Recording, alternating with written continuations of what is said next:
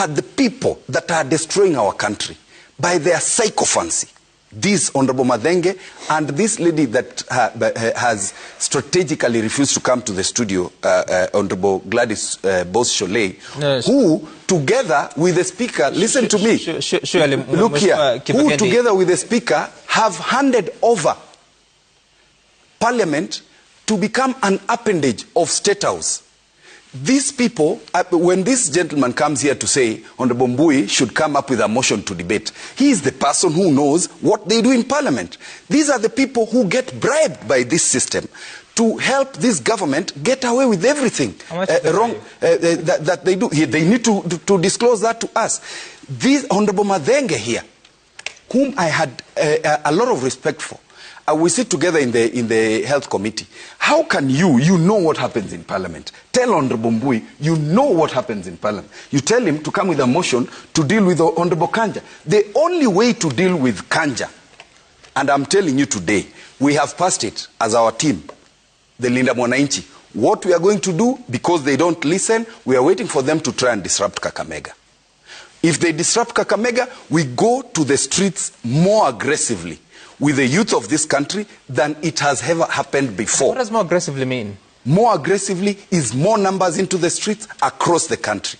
We will not allow this regime to continue. Misconstrued. Yes. Mean violence. No, we are going to the streets to demand for the resignation of Inspector General Kanja and the CS Murkomen, because of their reckless handling of number one, protests and even gatherings of opposition leaders. We are not going to allow them to continue intimidating us.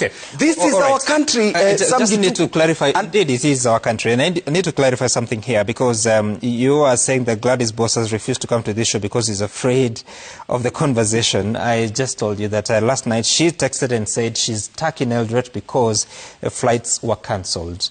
That's the statement from the Deputy Speaker. She can join us online. If you have, we have tried to reach her, we are unable to. Yeah, because she knows the kind of conversation we're having. Let that end there. These are the people that are destroying our country. I'm telling you, Honorable Sholay and the Speaker of the National Assembly are the ones who have helped destroy this country using Parliament. Your panelist here, I do not want to cast aspersions against you, and I do not want any person to cast aspersions against you. And you have to be fair to each other. No, just a moment. Okay, now she didn't come, but now I'm telling you. No, just wait, I had she didn't come. It's actually but now I'm telling you, she's one of the people, together with the Speaker, that have aided the destruction of this country. How?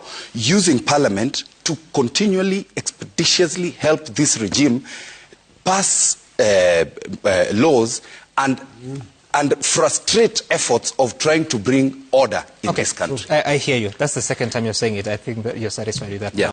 The instigation of the violence that we have seen in the political space is the verbal violence that has been meted on leaders who do not subscribe to the thoughts and the approach to politics of the Gachagua axis.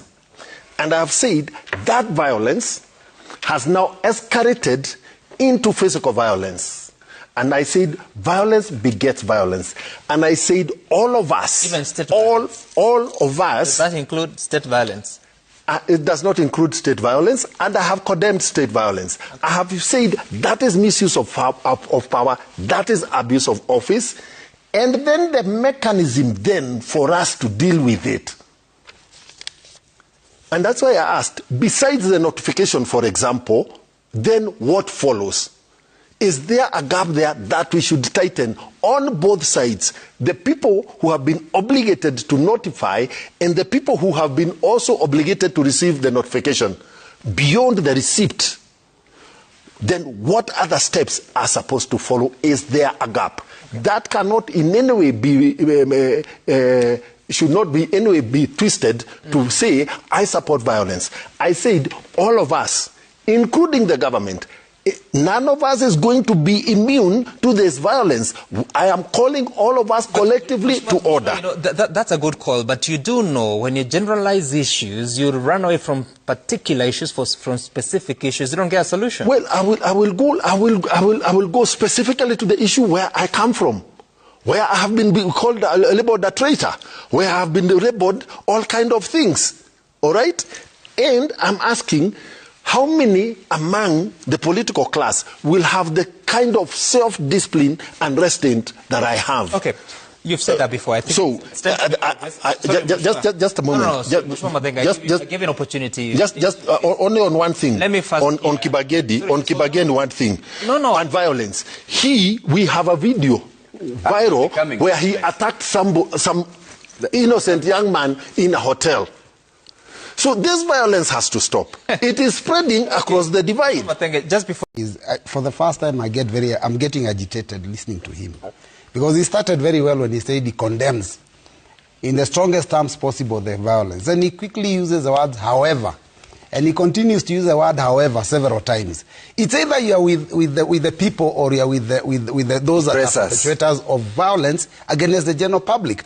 Even his proposal here that, we are going to come up with some changes to the Public Order Act so that it makes it difficult for Kenyans to be able to assemble is against the Constitution. This legislation you bring to Parliament will be a joke.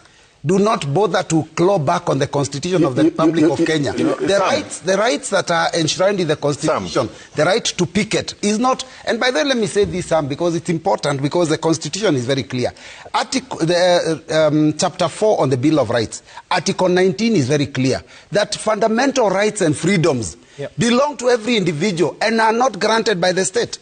So you're not going to make it seem like we need the state to be able to grant us freedoms. Read your Constitution. We have a right to assemble. We have a right to our religion. We have a right to information. Even this issue you're saying here that, this issue about the information that we don't seem to be getting out of these offices. That is our fundamental right enshrined in our Constitution. So for me, I think, Sam, the problem we are facing is that because of the divisive politics of this country, you have heard him say that, there is a Gachagua-Kalonzo axis. No, there is no Kalonzo-Gachagua axis. The truth is, these are just political leaders that are concerned about the violence that is happening to their people. Gachagua was in the church when the tear gas was thrown. Gachagua had to be evacuated for his own safety. He has a right. And then when he goes to Inspector General, we are told, he should have gone to the local police station. The local police station is where those officers were there when he was being attacked. How does he end up going back to the same people? Right. So for me, let me finish. For me, I think that what is going on in the country is a tragedy. At the end of the day, a lot of these, and I'm happy because the media covers these activities. You saw in Kitengela, it was a peaceful, completely peaceful meeting.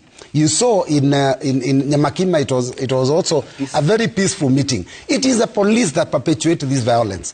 And for us to sit in the studio and seem to justify why police are doing that by mentioning Public Order Act and all this, it means the division is too big.